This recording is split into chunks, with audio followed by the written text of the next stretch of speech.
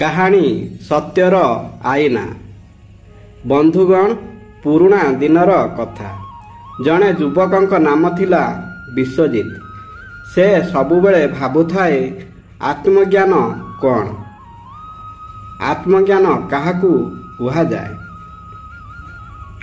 ସେ ବିଭିନ୍ନ ଗୁରୁ, ପଣ୍ଡିତ, ସାଧୁଙ୍କୁ ଭେଟିଲା ଏବଂ ସେହି ପ୍ରଶ୍ନର ଉତ୍ତର ଜାଣିବାକୁ ଚେଷ୍ଟା କଲା, କିନ୍ତୁ କାହାରି ପାଖରୁ ସନ୍ତୋଷଜନକ ଉତ୍ତର ମିଳିଲା ନାହିଁ।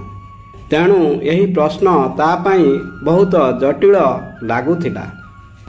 ଗୋଟିଏ ଦିନ ସେ ଗାଁରେ ଜଣେ ଜଣାଶୁଣା ସାଧାରଣ ବୁଦ୍ଧିମାନ ବୃଦ୍ଧଙ୍କୁ ଏ ପ୍ରଶ୍ନ ପଚାରିଲା, ମଉସା, ଆତ୍ମଜ୍ଞାନ କାହାକୁ କୁହାଯାଏ?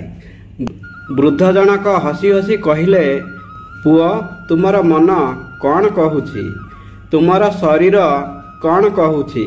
ତାହାକୁ ଦେଖିବା ହିଁ ଆତ୍ମଜ୍ଞାନ। ପରୀକ୍ଷା।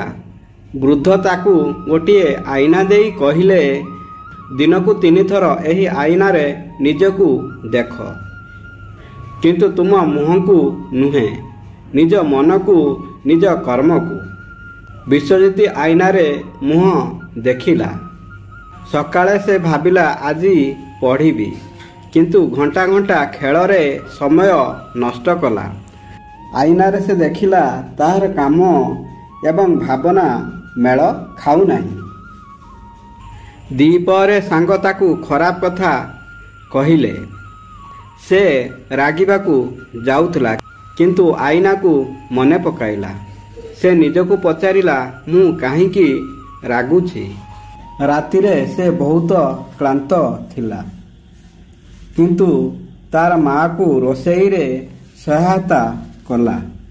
ସେ ଆଇନାରେ ଦେଖିଲା, କାହାକୁ ସାହାଯ୍ୟ କଲେ ମନକୁ ଶାନ୍ତି ମିଳୁଛି। ଧୀରେ ଧୀରେ ବିଶ୍ୱଜିତ ବୁଝିଲା, ଆତ୍ମଜ୍ଞାନ ବାହାରୁ ନୁହେଁ, ଭିତରୁ। ନିଜର ମନ, ନିଜର କର୍ମ, ନିଜର ଭାବନା। ନୀତି ଶିକ୍ଷା। ଏହାକୁ ଜାଣିବା, ନିଜକୁ ଦେଖିବା ଏବଂ କାହାକୁ କ'ଣ କହୁଛନ୍ତି ତାହା ଉପରେ ଧ୍ୟାନ ରଖିବା, ଏହା ହିଁ ସତ୍ୟ ଆତ୍ମଜ୍ଞାନ।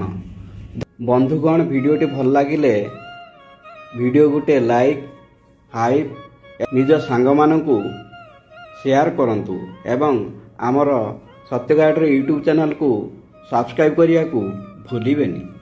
ଧନ୍ୟବାଦ। ଜୟ ଶ୍ରୀକୃଷ୍ଣ।